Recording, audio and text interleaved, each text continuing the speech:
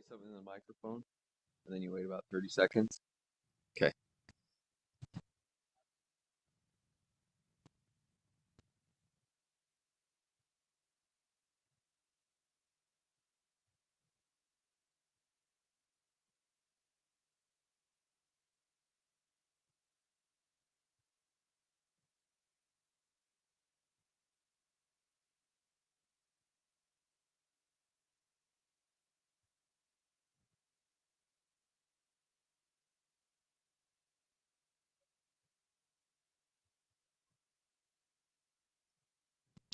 All right, welcome to the August 6th, 2025 North Logan City Council. We will excuse Joni tonight, and we'll begin with an opening ceremony where Emily will lead us in the Pledge of Allegiance, after which, Mark, would you mind saying a prayer? Okay. Would the audience please rise? I pledge allegiance to the flag of the United States of America and to the republic for which it stands, one nation, under God, indivisible, with liberty and justice for all.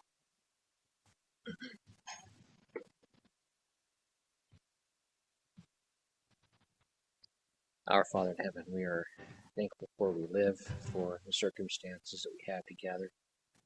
We are thankful for the blessings of our country, the freedoms and protections it provides. We pray for those that watch over us. We are thankful for our health and for those that are willing to serve. We pray for direction and the ability to hear and understand, have discernment this night. Can say this in Jesus' name, amen. All right, I would entertain a motion to adopt tonight's agenda. So moved. Motion by Emily, Second. second by Kenny. All in favor? Aye. Any opposed? All right, we have our meeting minutes from, shoot, what date? We're talking about the July Yeah, our July, 11th, was it? we only had one, so. Okay, July 9th meeting. Oh, that's right. July 9th and 30th for approval. Do we have any changes on either of those? None. Okay, then I would entertain a motion to approve those minutes. So moved. Okay, motion by Buzzy, second by Emily. Any further discussion?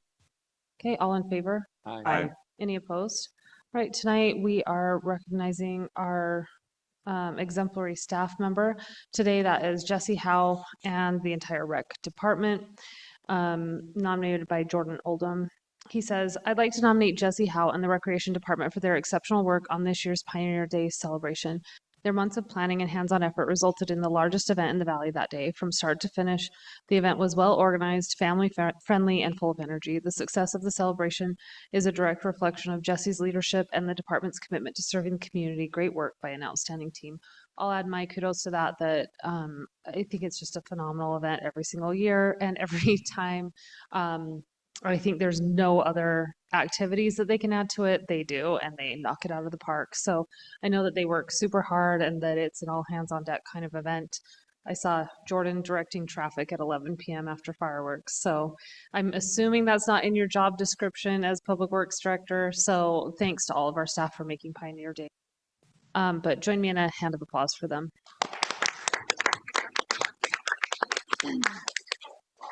All right, let's get our reports from our public safety officials. Chief Thompson, do you mind starting?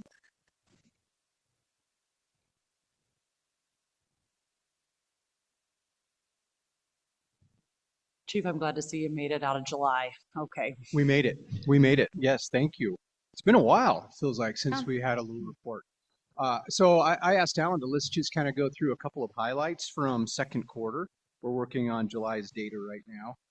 Overall, though, for July, we felt super grateful for escaping, our fireworks season. I think all said and done, 4 dumpster fires, pretty big dumpster fires, and then one what we call the Black Beauty meltdown. The Black Beauties. Fortunately, it wasn't near a home. So all in all, fireworks. So this year we were dumpster super fire is a literal term then. lucky. Literal 4. Okay. 4 4. literals. One was lapping the school's building, but luckily they got on it quick. Which one? Down at Bridgerland, it Oh, seems to okay. be that one every year. It tends to collect a lot of fireworks. So Okay. yeah, we feel super grateful for Wouldn't July. have guessed it. And overall, I think compared, it looks like so far we're about 2% on ahead of calls so far this year compared to last year. Pretty similar. And then the thing I kind of wanted to point out specifically with last quarter, two things. The amount of hours trained, usually second quarter is our heavy period of training. 4,098 combined training hours for all personnel. The big one there, our ARF program, 983 hours. As you know, the ARF technicians and the specialists are at the North Logan Station. They're all certified in aircraft firefighting. So that's a pretty awesome thing that we got done in May. And then, to highlight Chief Tompkinson, Chief Tompkinson's been in our system at Logan City for as long as I can remember. He was there 2 years before I got there back in May. The state gave him a distinguished service for him overseeing our EMS program. And I think one of I would say our crown jewels is our new critical care program that services our district, who that group of paramedics is going to actually be recognized by IHC Corporate this year for their recipient of outstanding field care. So we are super lucky to have them, and he helps oversee that team. So that's kind of the quarter. The other thing, it seems like my theme when I come up is I kind of introduce you to some things we'll be talking about in the future. I just needed to quickly just throw out there Senate Bill 215 this year.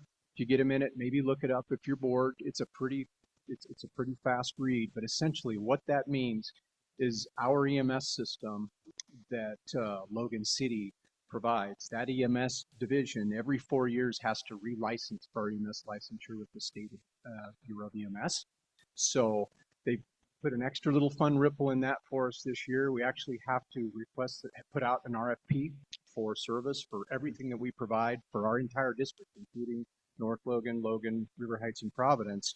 And then we actually have to put in our RFP. We actually have to submit a proposal with our system. So it's kind of unique. I don't think Senator Owens intended it that way for what they tell us. There'll probably be a tweak in the law, maybe in a special session this year. But luckily, we were super lucky to be, up for we have to renew this year by December 2025. We're looking at, with our attorneys, we're trying to find the most efficient way to effectively get that RFP out so that we don't actually have to do the exact same thing 4 times and still meet what the law requires. So we'll be working on that, and I'll keep you posted. But the reason I bring it up here is we'll have to bring that information to you, and so we can show you, hey, this is what it costs to run the system, this is what the system provides North Logan, and hopefully you would agree that it's been service that you would say, yeah, you should renew. So I'll keep you posted on that. Actually has to be completed by September 30th. So there'll be more on that later. But otherwise, I think unless there's questions, that would complete Questions my from report. anyone? All right. Thanks, Chief. Appreciate it. Thanks, Chief.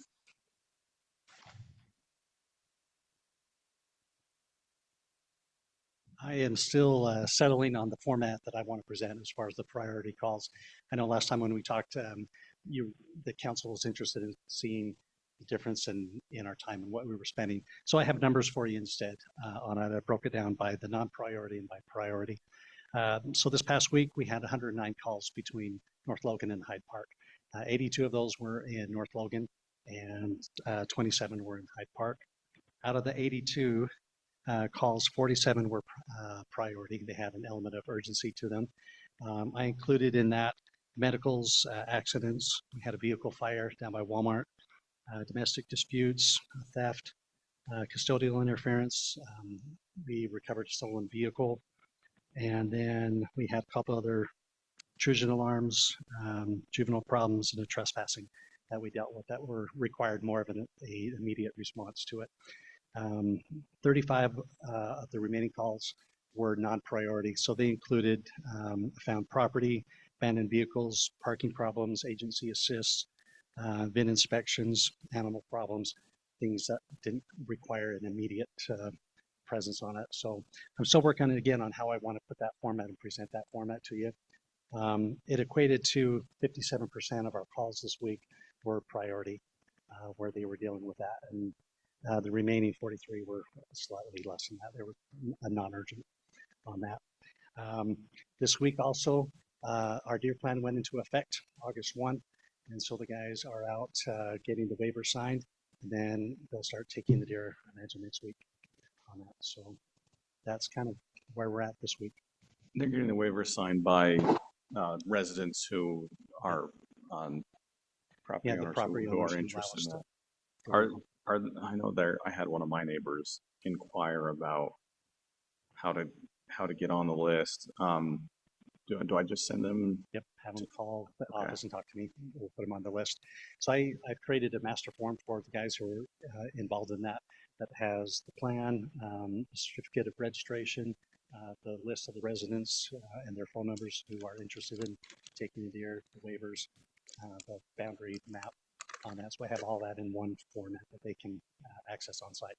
So yep, have them call them, take care of them. Sounds good. Would you mind reminding me, this will be in effect for next year as well, correct? It will until 2028. Okay, perfect. Actually, so we have a few years of being able to kind of tackle that problem.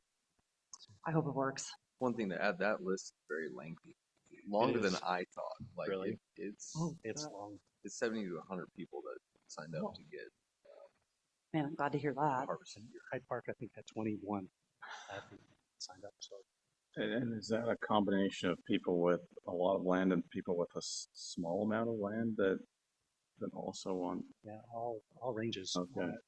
Property owners and just people who are interested in the meat. Oh yeah. So,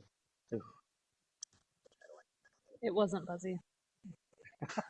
yeah, No special deference to Buzzy for the meat. I'll give you a call, Drew. And that's all. That's what we have. For Okay. Thanks, Chief. Thank you. Okay, Alan, do you want to go over strategic directives and action items? Yes, thank you, Mayor. I'll jump quickly through this because the first item mainly deals with the community center, so we can jump over that. And Jordan will give us an update regarding our water projects coming up. Sewer, they're working currently on the big lift station. They have to repair several items on our lift station. Over time, we've had some pumps fail, some lines that they have to repair. Not a fun task, but we're doing it mainly in-house. So our staff is taking doing that. Jumping down through here, streets. So you've probably seen them out. They're doing several different things. In addition to helping monitor some of the major construction projects and helping with those here and there, they're also doing a lot of sidewalk repair and replacement. They're painting roads. You've seen that. And so if you see them out and about, those are a lot of the major projects. And then right now it's major stormwater improvements. So there are roads like Naomi Drive. That's the private lane that we inherited as a city. They're out there repairing some of the stormwater issues that have existed since 2002. And so if you see them out there, that's one of the major projects that they're taking on this year. That's a massive undertaking. Hats off to them though. We work with all the public works departments to put together a game plan of how they can correct at least a portion of that issue on that road which wasn't considered because it was a private lane when it went in. So they're doing that in-house, working on that, lining that up. And then they're also going around the city. You'll see them on like 8th East and several other areas, repairing old stormwater issues where boxes were just installed and they weren't even connected. And so they're going through and repairing those different items. So that's up to them going through all of those different projects. Engineering 2850 North, that project is getting near completion. And then these other projects. So you'll see out here 12th East, they're well on their way with that project, which will be fantastic. They'll actually, I think Jordan's coordinating that portion. They'll start on the bridge, which is the canal portion under that 1250 or 12th transition from 2750 to 12th, the S curve. They'll start on that in the next week or two. Hopefully there isn't too much overlap between the end of the roundabout project and the 6 East project, so we can open up those corridors when we start working and have to close down to replace that bridge on 12th East. We've had too many closures throughout the city, but the good news is that 2500 North 8th East roundabout and the 6th East project are both a week ahead of schedule. They'll wrap up though because obviously there's several things that they're trying to do in the next week. to get ready for school. But they're wrapping up those projects, which is fantastic to get those completed on time for school. Jumping down through though, parks, they're wrapping up with several things and helping out with different projects throughout the city. Trails, our Bonneville Shoreline Trail, we met on that. We do have that grant to extend that, and we'll meet with some of the design teams on that as we go forward. There will be some property discussions in that, working with the property owners, which we've already done. Um, but there was one other thing I need to update the city council on. So 1600 East and 19th North, we applied several times, took several calls to UDOT. We got them to add 16th East and 19th North, a removed path on each of those roadways to a list of what's called the TIF funding. It took several applications and discussions. I think there's 2 out of probably 50 or 100 projects within the Cache Valley that got added to that list, which means we're eligible for funding going forward. And those 2 are both North Logans, 1600 East and 19th North, out of the whole valley. I think there's maybe 1 or 2 others. So great job to the staff for getting that added to that list. Looking down through here though, recreation, they've had endless events taking place on the 24th for Redneck Night. But they've also have several sports coming up. Soccer starts next week, or this week, coming up very soon. Tonight. They were playing games tonight. It's earlier every year. Yeah. Because they have too many sports in the fall, so they'll have flag football, girls flag football, volleyball, and then everything else. They have date night coming up. So a lot of things going on in rec department. Coming down through cemetery, hopefully we can start on the shed here soon. But they'll come in, they'll finalize some of those designs, and we'll talk about them with the city council at that time before that actually commences. Community development, they'll go over several things. Tomorrow is more of code updates that they're going through still with the general plan. Scott's going through step by step and going through that process with the planning commission. But there are several subdivisions that are coming through as well that the city council is aware of. Jumping down through, just a few other things. Reporter, we'll go through probably in the next meeting. The request from the city council was to go over the quarterly reports that Scott puts together and then provide some of those, the tables that he puts together. And we can go over those a little bit more in length than we have in the past. That was one of the goals and strategic directives from the city council. So we'll do that probably in early September, if that's okay with the city council. And then library, they had their closing social on Monday, very well attended, fantastic event. They had the bubble machine, they had a hot air balloon. That is incredible, all the stuff that they put together for that. And then hats out to police and fire who've helped out with several of the events that we've had and everything taking on. So we've had reports from them. Is there anything else that I skipped over the city council has questions on? Any questions, council? Okay, thanks, Ellen. All right, then let's move into our action items. We'll start with a public hearing to receive public input on a proposed resolution to amend various fees within the master fee schedule. The city council may consider approval of the resolution following the public hearing. I'd like to get some foundation here before we open up for public comment. So, Alan? I'll start running through it, but I might need some help from the staff as we go through this. This is kind of a can of worms. These are things that we've kind of been putting off for some time because it's difficult to talk about fees increase or lower fees as you go through this. But developmental fees, we can start out with those, and Scott may have to help me as we go through these. But I can go through them fairly quickly, and then if we have questions, just ask me. But as you go through the developmental fees, they're pretty straightforward. These are developmental fees.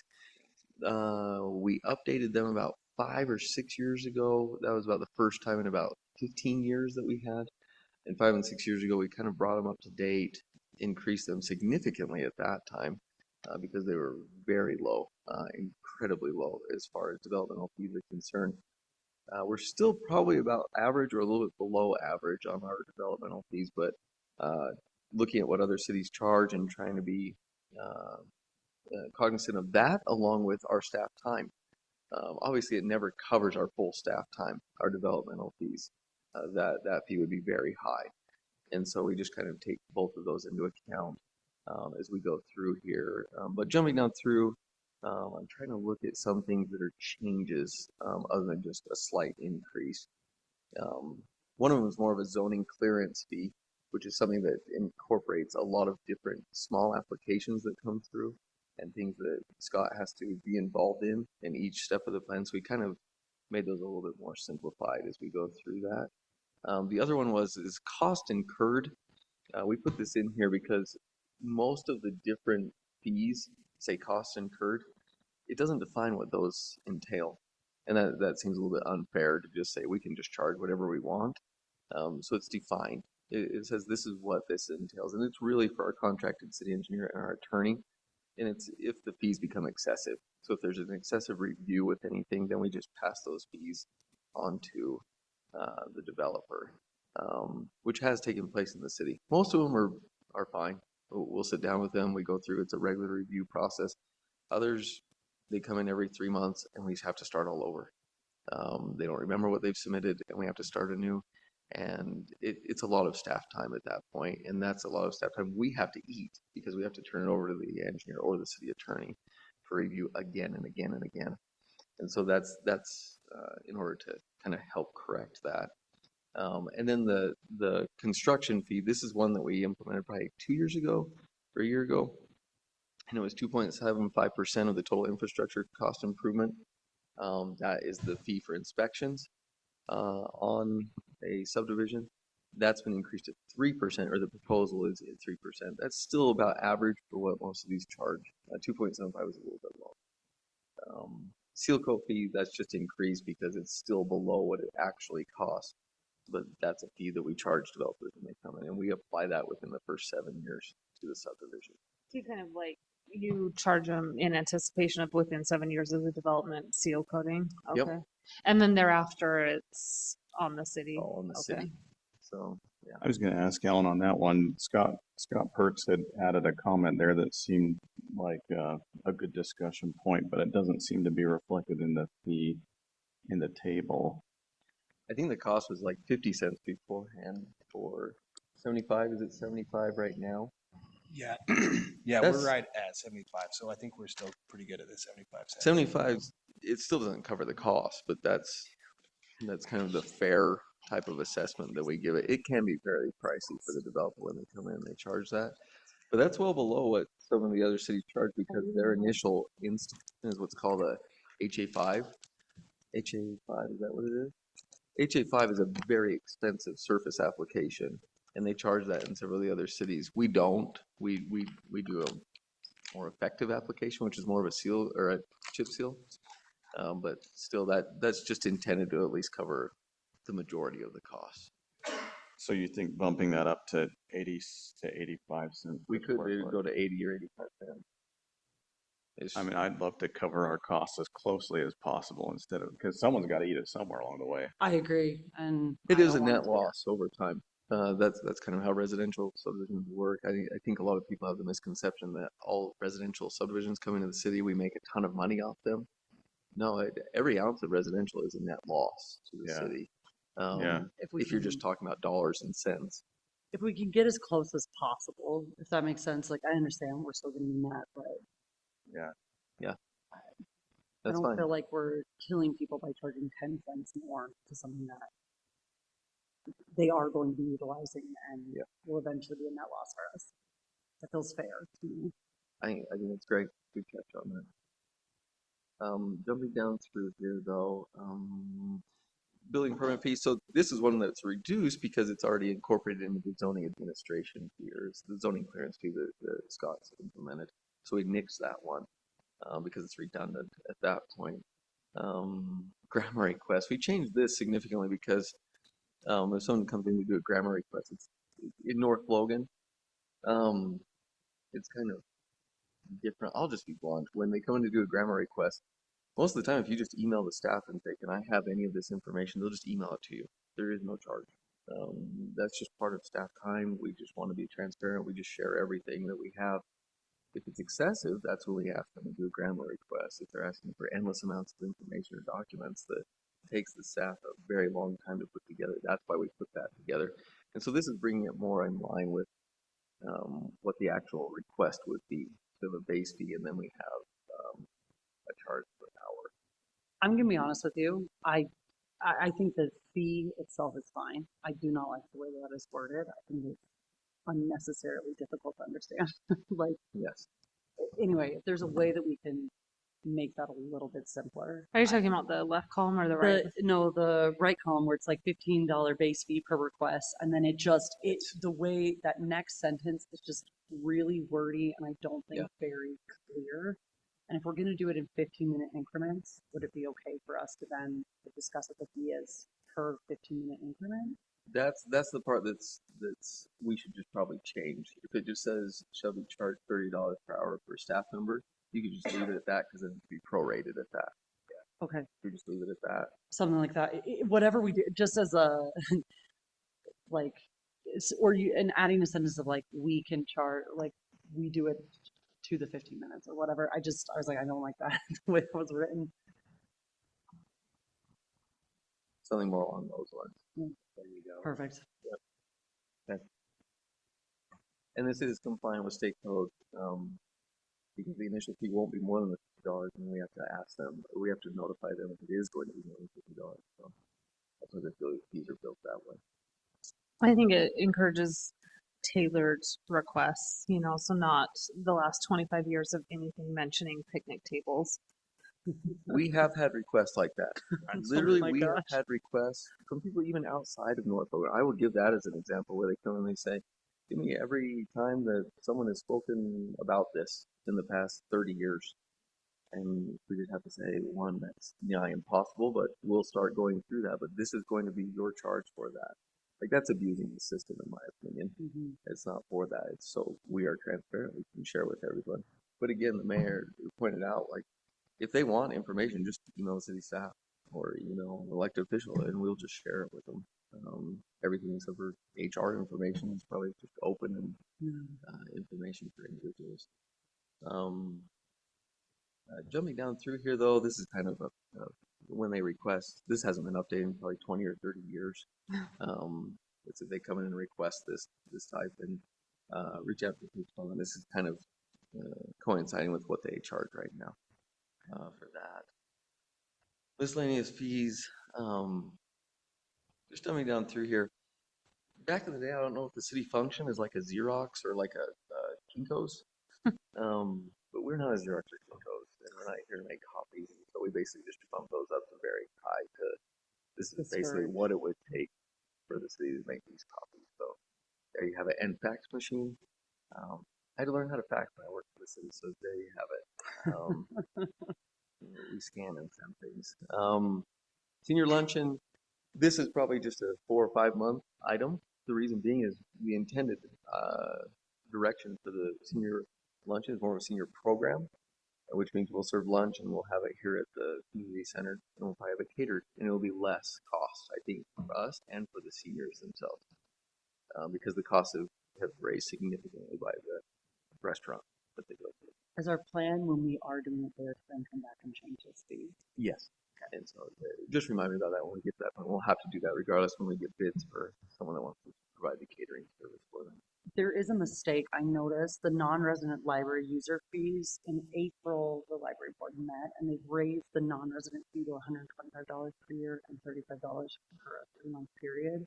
We just have it 90 and 25, which is what it was. I'm glad to hear they did that because that was going to be my question on.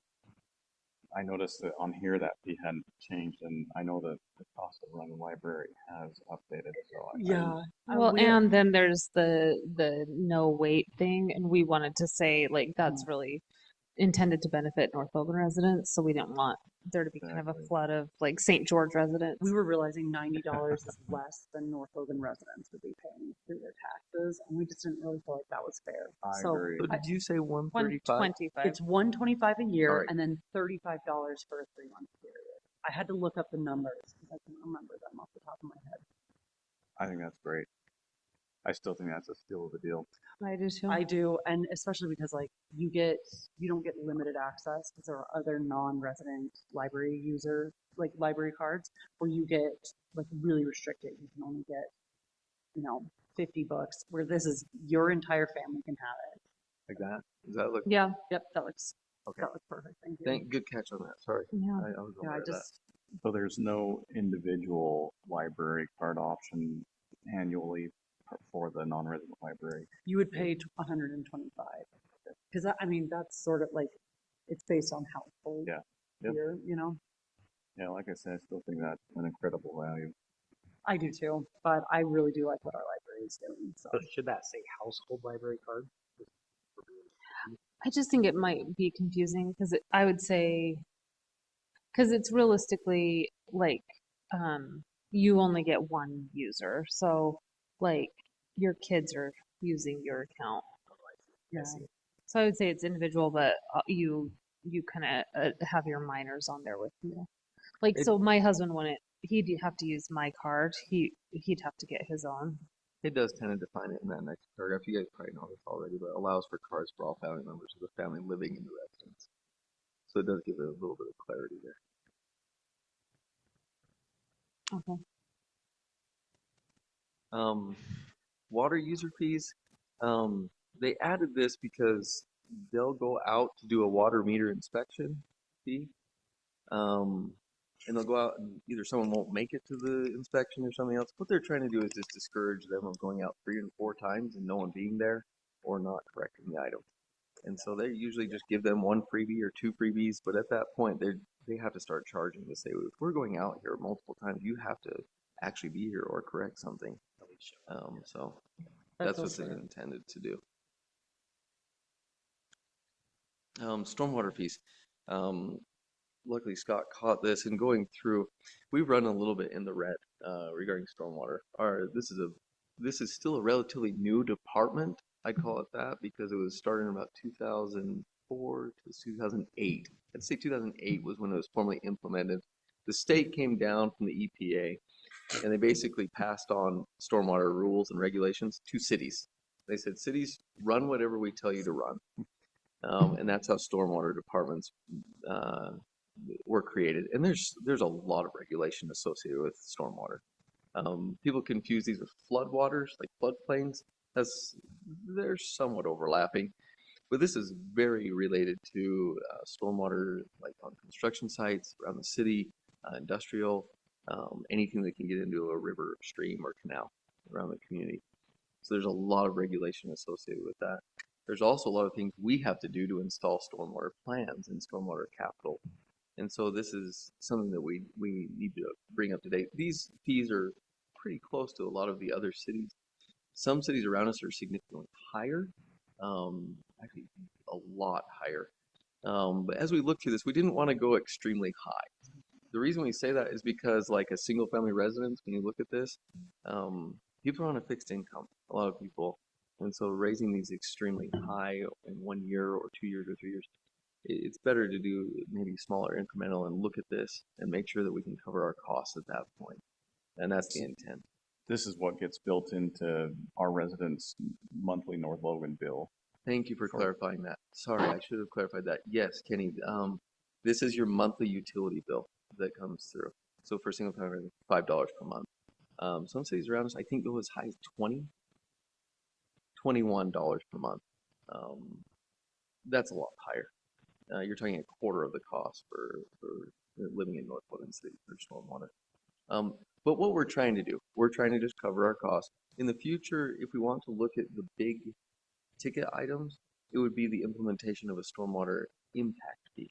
So that's what we would have to look at. And right now, Jordan's working on a stormwater master plan that's being composed and worked on by, I think, Sunrise Engineering, going through that, which will tell us in the future if we have to do something along those lines as far as the stormwater impact fee. But that's to cover large pipelines that go under roads, things of that nature, things that connect canals together underground, more of a floodwater type situation.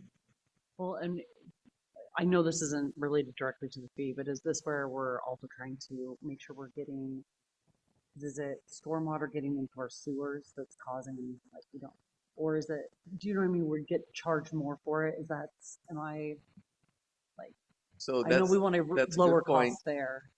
In some areas across the country, they call them combined systems. So the sewer and stormwater go into the same pipes, and they end up in the ocean. Here in Utah, they're always separate. So your stormwater and your sewers, completely separate systems. But what you're talking about, if I'm understanding you correctly, is what's called I&I inflow and Yeah. infiltration. And that's where groundwater Okay. or like someone's stormwater drain on their house is making it into the sewer system, which is something that we try to prevent. But that's governed more by the sewer department. Not the stormwater. You're right. I got those mixed up. There's some overlap there. So that's good. Jumping down through here, business license fees. This is where it gets a little bit confusing. We tried to bring these up to date. These haven't been updated in probably 30 years. We went through and just tried to bring them up to date with what other cities are charging on this time. Again, this doesn't cover the full cost of what the staff are doing, but again, those types of services are usually built into a city's budget. This is just trying to put a dent in those costs. So this is still lower than the surrounding communities that we talked with, but this is a jump in some of those costs for businesses as you go through. And then there's like home-based businesses, and if you have no one coming by your home, there really is no fee. But then if you have a home-based business where people are frequenting your home, then there is a charge associated with that. And that's what that's directed toward. Some of the alcohol licenses we increased because that's still low. Hazardous materials, and as you go down, I don't think there's any other major ones. Oh, the only other major one is the fireworks stands. This was a mistake on my end and within the department. Vicky caught this and Scott Perks that our ordinance says one thing and our master fee schedule says something else. That's always tough. We should never put dollar amounts in our ordinance, but we did make that mistake by having it in there. It should all be in the master fee schedule. Regardless, the ordinance says 350, and our master fee schedule here says 100. So we had to bring these up to coincide with what we already have in our ordinance for the city for fireworks stands. So that's what that last item is. Sorry, tons of different fees, discussions. Like I said, it's opening up a can of worms. There's probably someone missed, but all the departments kind of came together and gave their recommendations for increases. So that door-to-door vendor fee, does that mean anyone who wants to go sell things door to door in the city has to pay that fee annually? Yes, per person that comes in, or to just get the initial license. They usually don't renew them though annually. It's just a one-time thing. But they have to come through and they have to register. That's something that provides a significant amount of safety to the citizens of the community. Yeah. Because if they're walking door to door, they are supposed to be registered with the city and authorized and have that license. And they're also supposed to have a name badge or an identifier that shows that they are a door to door salesperson. So the next salesperson that shows up at my door, I can ask them to see their license. Yes. I've done it before. If they don't have it, they're like, that's great. Yeah. Okay. And it will be a photo ID. Scott's keeping us safe here. Look at him. Yeah. Yeah, we've had some issues with that in the past, though. There have been some instances that were harassing in nature where the police actually had to show up. So this does provide some health and security in that regard. Okay. Let's do our public hearing and then council, we can address anything that arises then or if there are any other things. So I'll read the instructions for speaking at a public hearing. Before you begin, please state your name for the record. Speak into the microphone so your comments can be recorded. Limit your statements to 3 minutes. You're not allowed to combine or bank minutes to speak on behalf of others. Phrase your opinions in the form of statements, not questions. Please address your comments to the council, not to the public. The council may ask questions about your comments in order for them to better understand you. In the future, note that if you have questions or need to discuss an issue, you may meet with the city council members or appropriate city staff member before the public hearing where dialogue can take place. You may provide a written statement as your input for a hearing. You may read your entire statement or summarize it. The 3-minute limit still applies. You may provide a copy of a written statement to the city recorder. He'll make copies for the city council and the written statement will become part of the public record. However, the written submitted statement will not be included in the minutes of the meeting. So with that, I'll open up the public hearing for comments on these changes to the master fee schedule.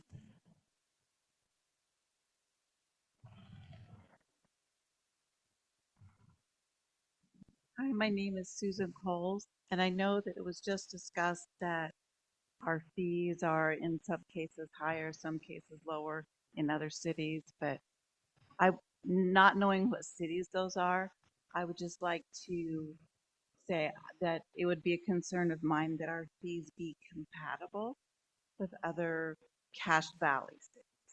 For example, Hyde Park, Logan, Providence, not, somewhere that's not really relative to Wasatch us. Front, maybe. Yeah. That's the end of my comments.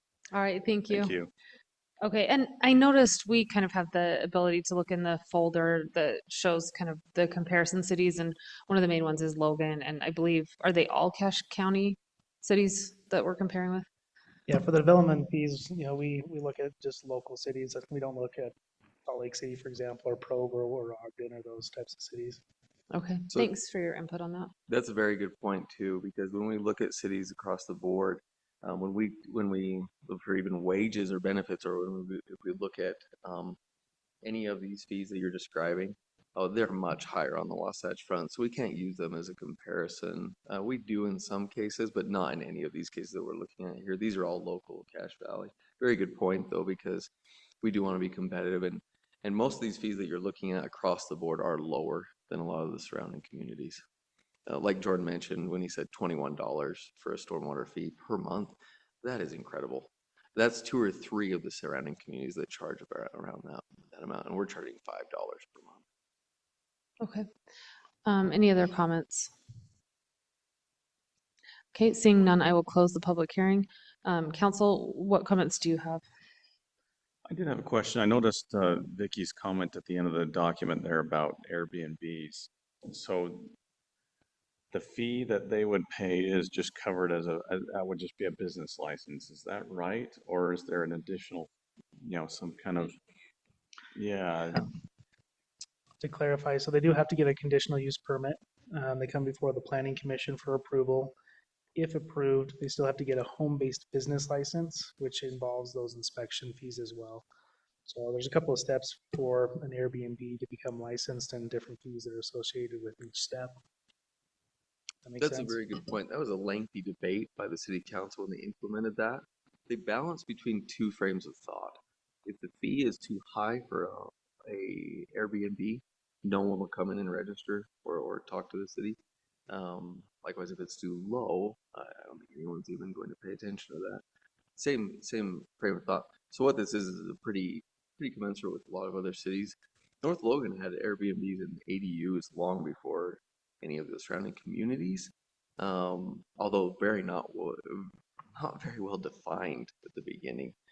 And so that's what this did. What they were looking at is really emphasizing, if someone's going to actually go through the process, is keeping the fee relatively low, but also providing that safety component. Craig Humphreys went over that when we were first going over these fees, because in the Midwest, when they first started Airbnbs or short-term rentals, there were several instances of, I shouldn't say several, but a few instances of like carbon monoxide or inappropriate ingress, egress within the home, and people ended up passing away. And so the intent was to just provide that basic safety element. So when people come in, they apply for the home-based business license after obtaining a conditional use permit. And when they come through, they go through with the building department and the fire department to provide those minimal safety standards for anyone staying in an Airbnb in North Logan City, if they're registered.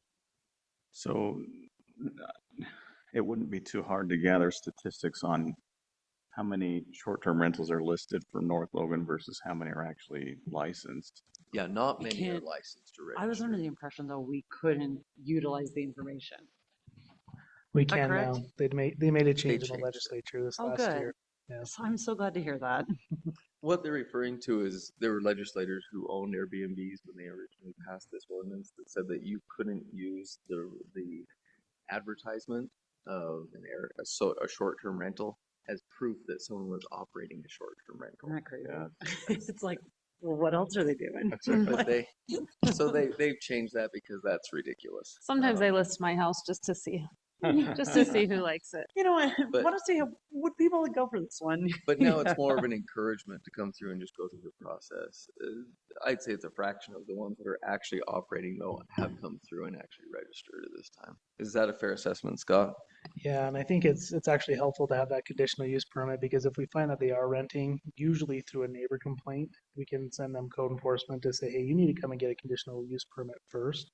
It allows us to look at parking, allows us to look at occupancy, and just a quick check before they're allowed to just pack a bunch of people into a home. So years ago, 2 years ago, we used to have conditional use permits only for ADUs, and short-term rentals were just by right. And we found that the short-term rental was much more impactful than just a long-term rental mother-in-law apartment. And so we swapped those two permissions to where the short-term rental is now a conditional use permit, and an ADU is by right through a building permit.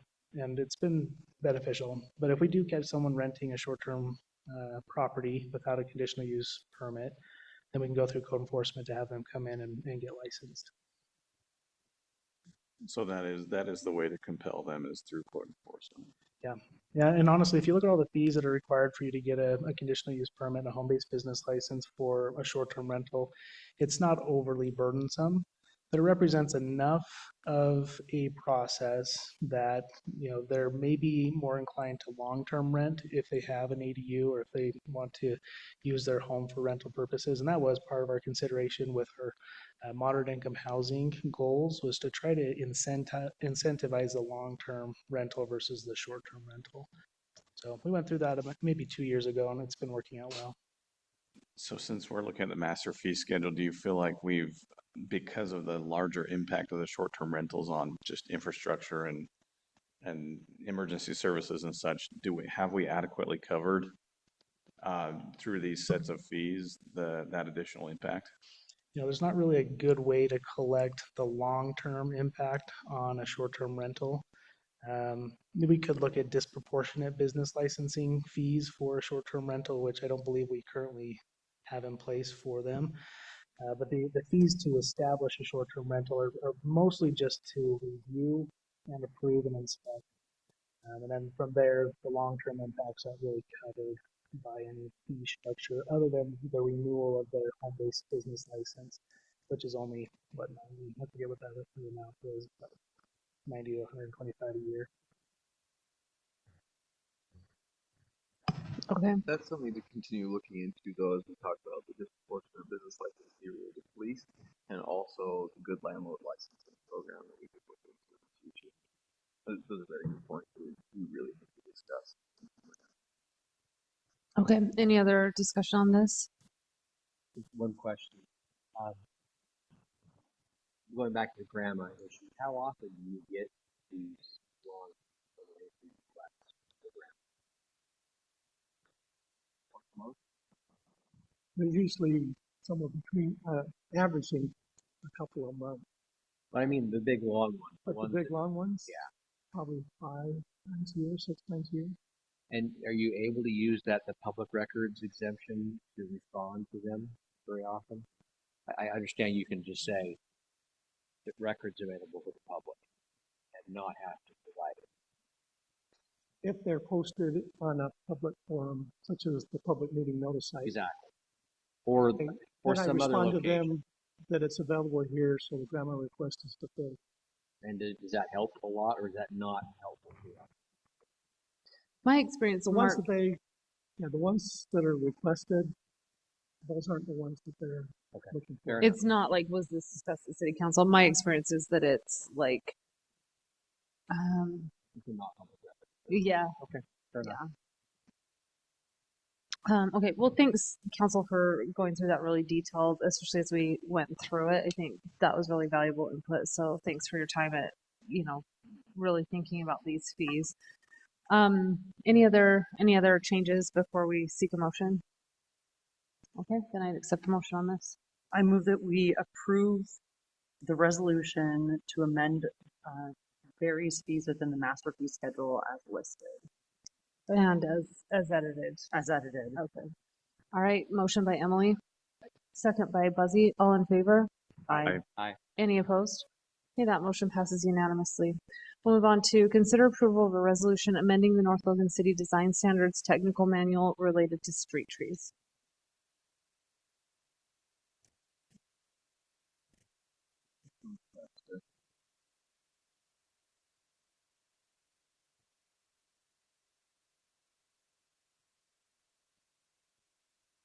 Is it really at the end of this document? Okay, bear with me for 1 second. And while it's scrolling, I'll just go Control over F. this. Keep going. It's Appendix D you're looking for.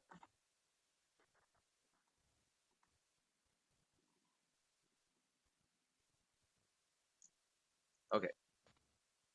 So what you're looking at here is within our DSTM, this is in two locations. We have a street tree manual, a street tree ordinance, and this is the DSTM portion of that. Okay, as you go through this, we used to have a prohibited species list. We removed that, and then we put notes up above here. It's kind of a, am I headed the right direction? Go down. It's page 89. I think if you're looking for the prohibited.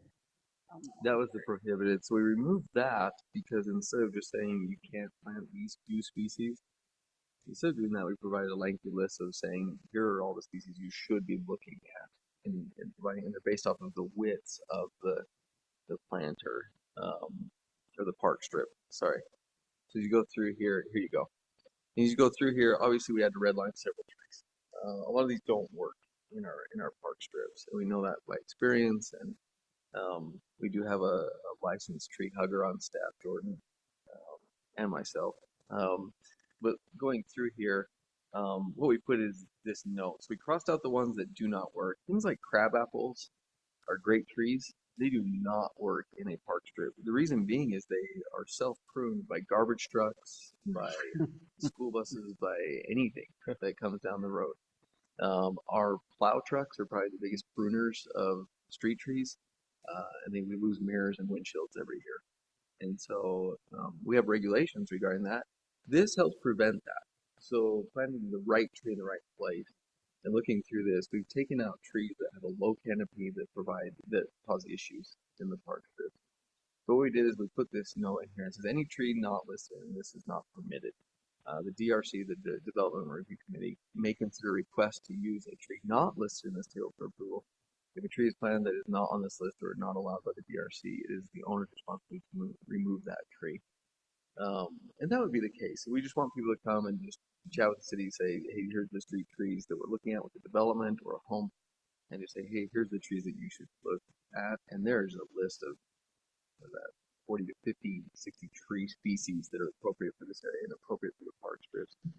But you do want to avoid things like crab apples. You want to avoid things like coniferous trees. So you've got like a pine or a spruce in the park strip. There's a horrible spot. They will be self-pruned automatically by any vehicle coming by. And they'll look horrible for years to come, and they'll probably die. And so it's preventing people from go through that. And the ironic thing is all the street trees are within the city's rights of way. So those are the only trees that we're really looking at as far as what this governs. Alan, is this your favorite topic? It is probably top 10. Okay. Jordan likes it even more than I did. He actually scored much higher than I did on the August. That might be worth a rematch. Wasn't hard to beat me. Okay. Questions from the council on this? Yeah, as a person who knows that there's a lot of people who are coming into our city, Smiling H is a great example, who are most likely going to need this information. What are we doing to like help them know like what they can and cannot do? Like what like outreach do we have right now? Well, so when they come to the city for their development review, in their subdivision plans, they have to submit to us a street tree plan, which coordinates the placement of the trees with the placement of their driveways, with the placement of their utility meters and valves. And we want to make sure that all of that is coordinated from one house to the next and also across the street so we don't have conflicts with cars that are backing up. Wanting to make sure we don't have people who want to put concrete over their utility valves, things like that. It's good to coordinate early. And so when they come in on their preliminary plat, that's one thing that we look at. And we look at the trees that they are proposing based on the width of their park strip. And we use this tree manual in our DSTM to determine if one of the trees that they're proposing is in the table for the width of their park strip. And it's a review comment if they're looking to put something in that is not permissible. And usually they're using a landscape architect who's selecting an appropriate tree, but every once in a while we do get calls from folks in existing neighborhoods saying, I'd like to plant a tree in my park strip. What kind of a tree can I use? And it's really easy for us to send a tree manual and say, hey, here's a list that you can look for. Sometimes some of the trees are hard to find from some of the local nurseries. Other times they're available. They have a robust list to select from. Thank you. That's really helpful. How, I'm not good at knowing like the native species, but do we make sure we have Utah native species on here? And is there any way we could designate like Utah native species? That's a good question. Utah native I don't- species, but the I yes. come from the Midwest. Trees are different, okay? So, yeah, You don't have to plant them like this. You're You're from cutting them down. upper Midwest where there are thousands of species. In Yeah. North Logan, there's very few. There's probably 4 or 5 in North Logan that are I would consider native. But what we did is we went, and USU has done their homework for the Hill. And so what by that they have like a street tree list, and basically they took a lot of diversity on their campus, and they give an explanation of which trees do well in this area, there for a specific zone, a climate zone, with our soils, and what trees do well, and that's how this was created. You're just talking about a girl who doesn't know. I know what honey locusts are because they're We're- super annoying. We're in a desert, so But trees are different. Okay. Other tree-related comments? Oh, and there's only one comment. On page 14 of the Design Standards Technical Manual, it states that it's Appendix C. on page 14. Yeah, which is where the tree thing first comes in. If you look on page, oh, I think it's page 14. Hold on. Wherever the manual, it says, yeah, the North Logan City Street Tree Manual is included in Appendix C, and it says Appendix D on the thing. So whatever. Man, I can see letters. And here's the great thing. It's all in red. I'm really, I don't think Kenny can see it. Oh, I can Kenny, just I mean, for I can you. see that You there's see- text there. I just See, can't see. I was going to say, 'cause it was say up in the corner, it was Appendix C. I will blame this on the other staff. This was Jordan Scott that went through this one. The master fee schedule, I purposely gave you yellow, so I'm sorry. Yeah, Kenny. I will love catch the that yellow next highlights. Keep that up. I was going to say, you can. It's a disability, really. I was, yeah, that's right. I was just gonna point out one little grammar nit. On that page 113, it is the owner's responsibility to remove that tree. Owner should just have an apostrophe S. Okay.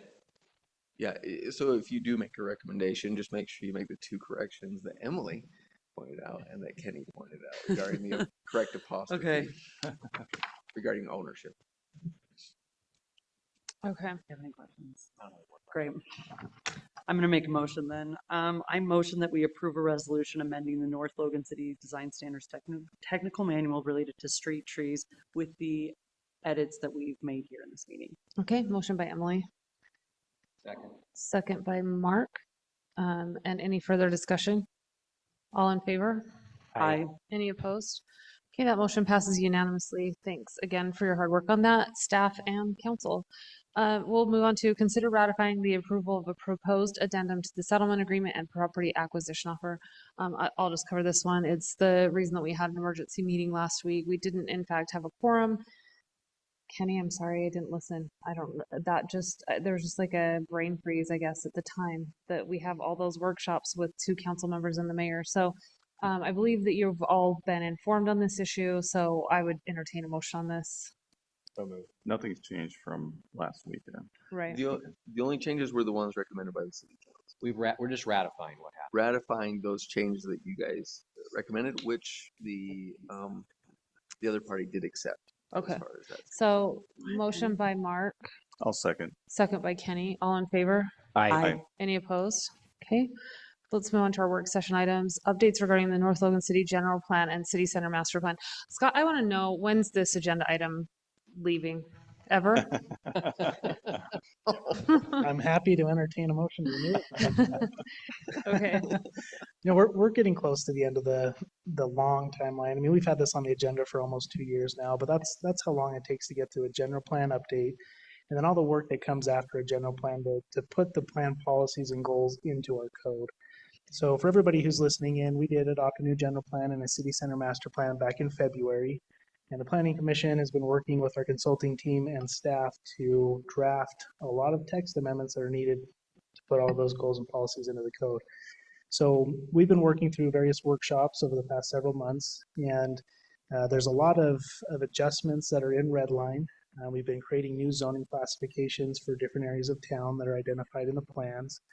And those red lines are available for anybody who wants to read through them in their draft form. It's on the city's website. You can access it through the website, but the URL is nlcplan.org. And you can read through each of those red lines, and they are cloud documents. You can read through those as they're updated. We're continuing to polish through those, but Planning Commission tomorrow will be finalizing their review of 12C, which is the city's zoning ordinance, which includes all of our zoning classifications and the updates to those. It includes our form-based code for the city center. That is nearing completion. That's a large component of the work we've been doing in 12C. And tomorrow, the Planning Commission will start looking in 12D, which is our subdivision ordinance. And that will be kind of the last big push in our code to make all of these updates. There will be a public hearing with Planning Commission to review the 12C adjustments. And then we anticipate another public hearing for 12D sometime in September, October. And then following those last items with the Planning Commission, it will come to the City Council as a large adjustment to our code. So there's a lot of content. I'd recommend anybody who would like to be well informed to start reading through that now because it's a lot. But it's available and it will be on that website as changes are made. They are live changes on those cloud docs. So be informed. Public can make comments on those documents from the comfort of their own homes. They can come to the Planning Commission with those work sessions and then the upcoming public hearings as well. So we're getting close. I'm hoping by fall we can kind of close this book and move on. Okay, thanks, Scott. Let's get updates about our water capital improvement projects. All right, this is more exciting. So This is what puts people in the seats. that's why everybody's here. Thank you for coming. See the big hole out there. It is impressive. There's a giant hole in the hill. We'll start with that one. If you guys haven't had the opportunity to go see the hole in the hill, maybe go for a field trip and hike up there. It's huge. We'll go door ding dong ditch fuzzy. Stop by Red Bridge. You won't be around. Roger drinks for you. Okay. So that tank project's going well. That's the 4 million gallon tank that's being put in there. Right now they've already got to full depth of excavation and they are backfilling with structured fill. They will do that for another about 2 weeks, and then they are scheduled for mid-September for the first concrete pour. Just as a heads up, it does look like it'll be a 24-hour concrete pour, so it'll be a very big project when that starts in mid-September. We'll nail down dates as we get closer. We just want to keep you guys in the loop. The treatment plant at Green Canyon is going very well. We've got another pour scheduled for next week, and that's still on time to be completed by the end of September. And yeah, we're just trying to make it through August now in water, and hopefully we can get to September when the water demand cools down. But other than that, our projects are going well. Okay, thanks, Jordan. How about updates on the Civic Center? I'll just go quickly over those. We went over those briefly at the beginning of the meeting, but right now they're just finalizing a lot of the interior of the PE center over here. The vast majority of the exterior is finished. They're doing some roofing, they're doing some final bells and whistles on the outside. They'll do some flat work, concrete. And once all of those things are finished in the coming 2 months, they'll move on to remodeling the interior of the library. And the librarian has put together a game plan to keep the library up and operating, which is incredible, by kind of moving into a portion of the new area while they remodel the entire interior of the existing library, bring it up to date.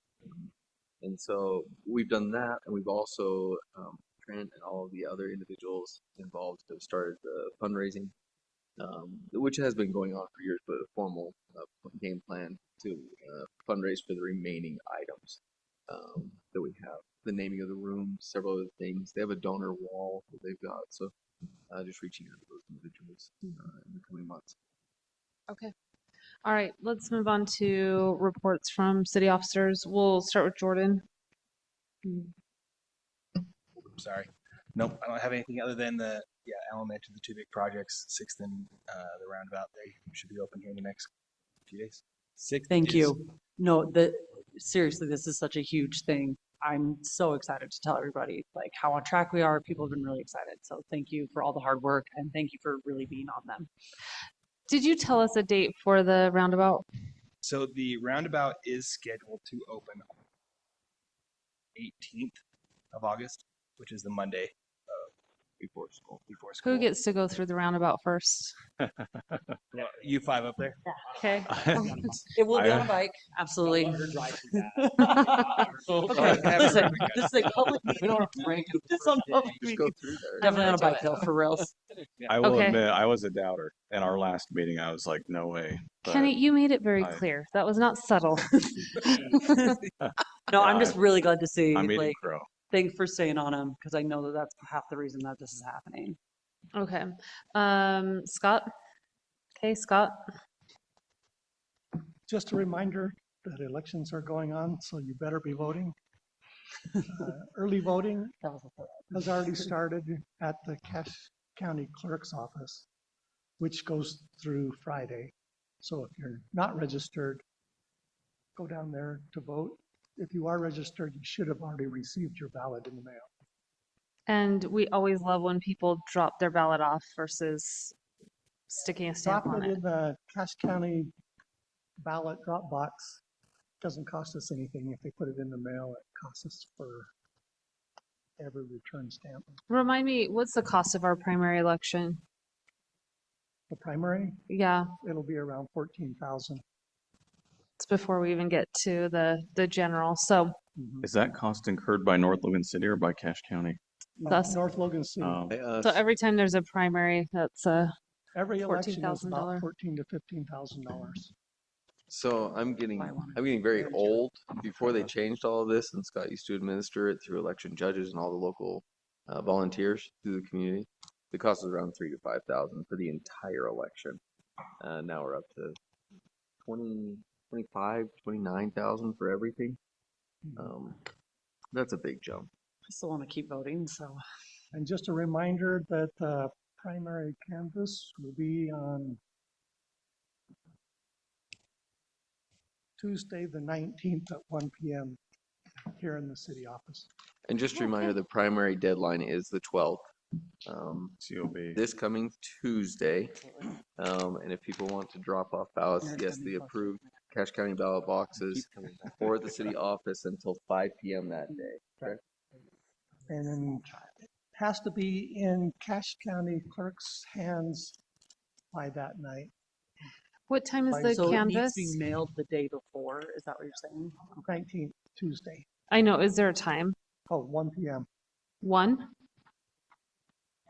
Okay. Okay. All right. Alan.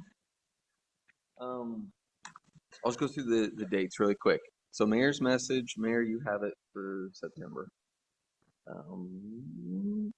And going through major events coming up, we already had the Redneck Night, library, end of summer social was this Monday. Very well attended, fantastic job for the library. And we've already gone over the primary election. Archery date night, that's an event put on by the rec department. The other one we need to look at is a date to be a sewer department employee for a day. It's more just come and get lunch and we'll go over a few things regarding the sewer, how they function, how they're cleaned. I&I that Emily brought up, ways to limit that, ways to stop the infiltration. It won't be the overly hands-on day in the Department of Thank the you, Sewer, that's so but kind. You know what, though? It can be. If you want to be like a Ninja Turtle, Thanks, we can Cuz. That's we what I can wanted assess to know. that. Let's do it. Kenny is all in, As long as we just do it on a different day than a Monday. not a Monday. You guys ever seen a clown down there? We'll stop at that We don't, question. we're not You're in open Maine, so we're all good, okay? We're not in Maine. But if you guys could get back to me on some days that might work, or maybe I'll just email out some days that might work, and then you just let me know if those would work. And we'll have the sewer department employees to explain how this works. It's a massive part of the city's service to the community. Jumping down through there, they'll meet the candidates night, September 24th. Sorry, day of service I skipped over. That's September 13th. And there's several projects being coordinated right now in conjunction with that are listed there. And then several other things after that. And then we get into pumpkin days, which is exciting. Emily, thank you for the pumpkin days. You're welcome. Everyone remember that came from me. But those are sorry, that's the report. Okay. Anything else from the council? Okay, then I would entertain a motion to adjourn. So moved. Motion by Second. Emily, second by Buzzy. All in favor? Aye. Any opposed? Okay, thanks, you guys.